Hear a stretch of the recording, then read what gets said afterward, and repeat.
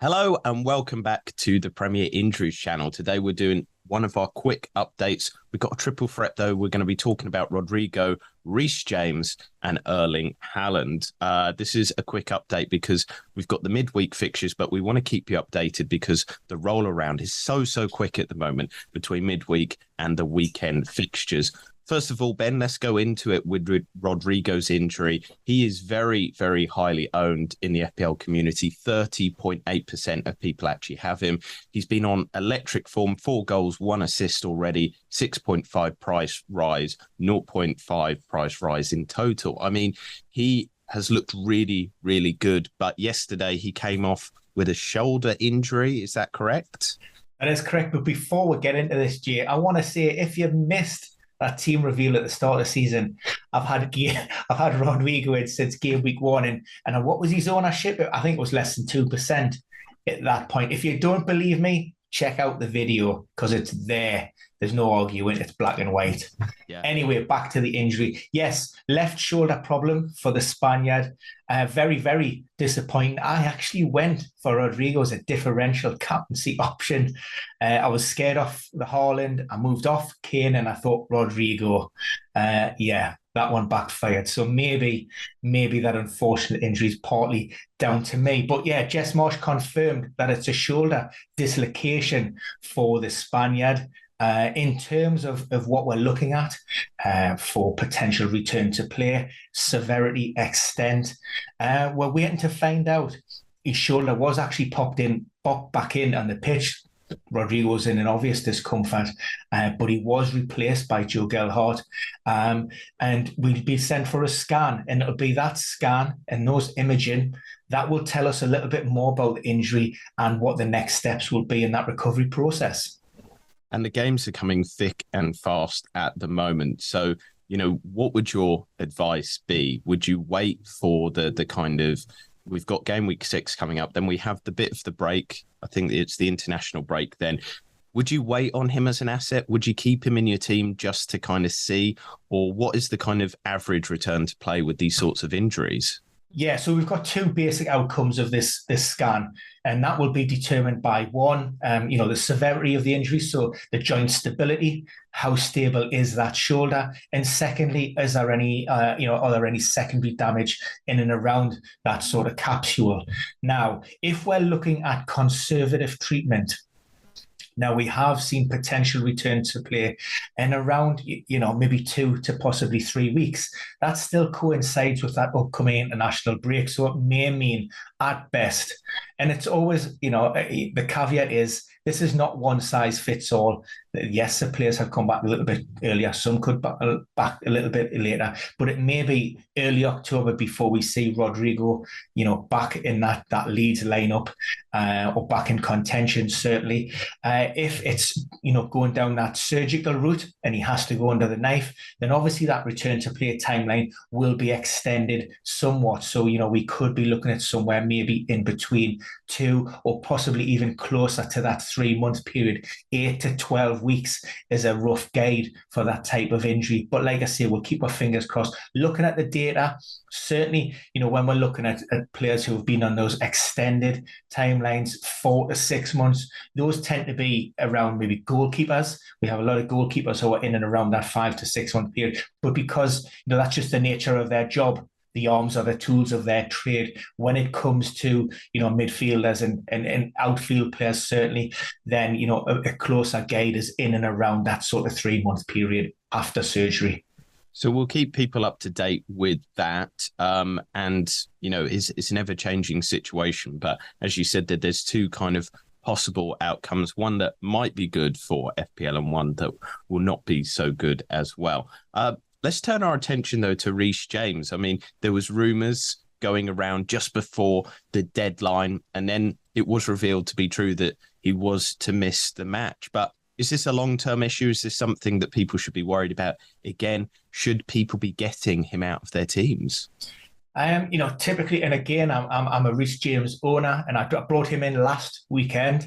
So, how's your luck? Not very good by all accounts. So, yeah, news broke, early on Tuesday morning that Reece James hadn't travelled with the squad. Had it been a typical game week, it may be something that I had followed up, but very, very busy ahead of that early deadline. It was revealed that it was an illness issue. Now, unlike injuries, where you can, more or less gauge a potential return to play 7 days, 10 days, 12 days.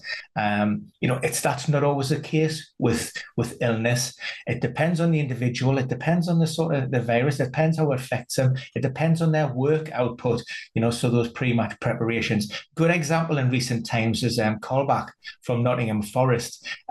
He's been at sideline for over 2 weeks recently with a virus that he contracted. Steve Cooper said, that's knocked him sideways. He was only able to take part in aspects of training, and it's taken him a while to get back up to his pre-season fitness levels where Jack Colback was flying for Forest. So again, we're very hopeful. As an owner, I'll be preferring to take that chance and take that risk. What Thomas Tuchel did say that he would be getting his group together on Thursday.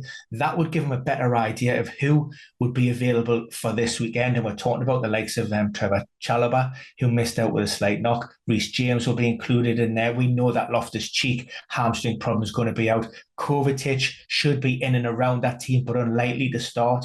So, yeah, we'll know better on Thursday. But again, it's not a case of just returning to those training pitches. It's about how that virus may have affected Reece James and his ability to work effectively. And ultimately, you want him to perform optimally at the weekend. So there's other considerations to think about on that one. Would you say as well, one other consideration, kind of bringing Raj's phrase in, the risk versus reward, might Chelsea risk him because of how important that match is? Chelsea versus West Ham at the weekend game, week 6. But the problem is that Chelsea haven't looked fantastic. They lost to Southampton, and this could be one of those situations where Tuchel might risk him a little bit, even to give him a run out just because the game is so important. Yeah, look, I understand the pressures, and that's when external influences and stakeholders, often not considered, come into effect.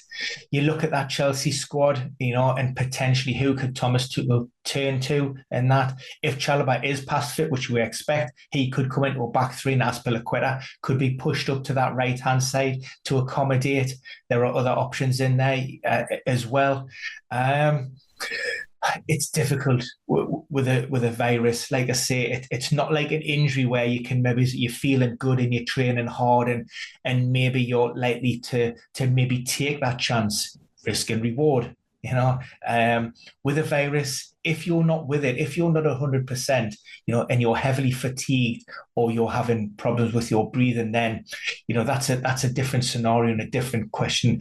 And also, you wouldn't want somebody in and around the squad who's carrying an illness or a virus in case that spreads through. And we're coming up to a very, a pivotal point in the season with European fixtures kicking off as well.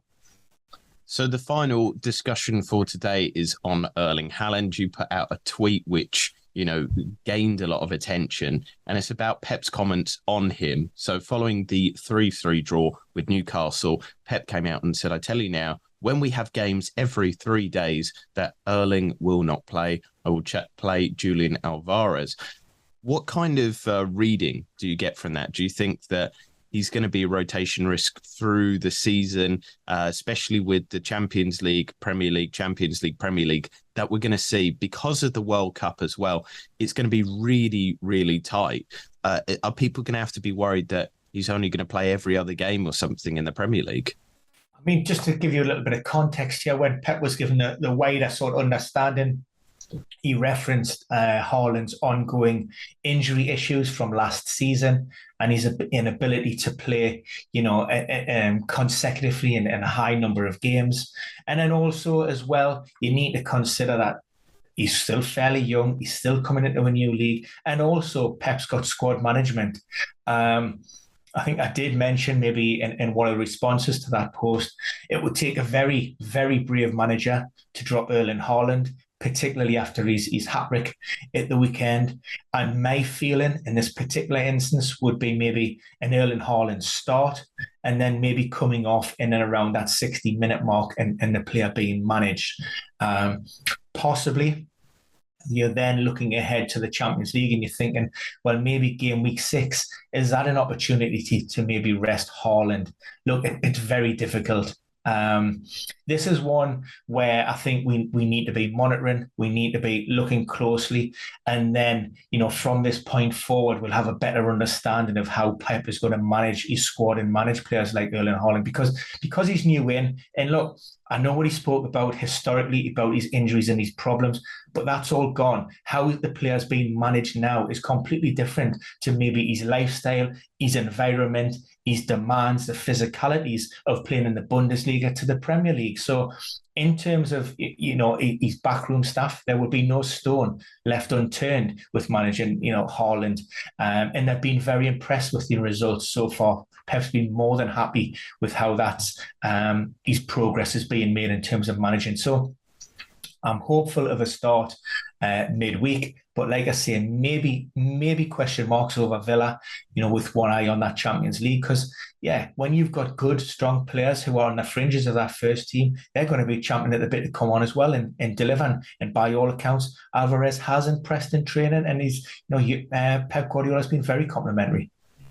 Yeah, in terms of that situation then, is it just kind of squad management in FPL as well this season? Have a strong bench. This is something that you and I have said for a long while. Make sure that you have starting people on your bench as much as possible, because realistically this season it's going to be hectic. There is going to be chopping and changing because of the realities of that mid-winter World Cup, which, we've got a season and a World Cup in the whole time frame of one season.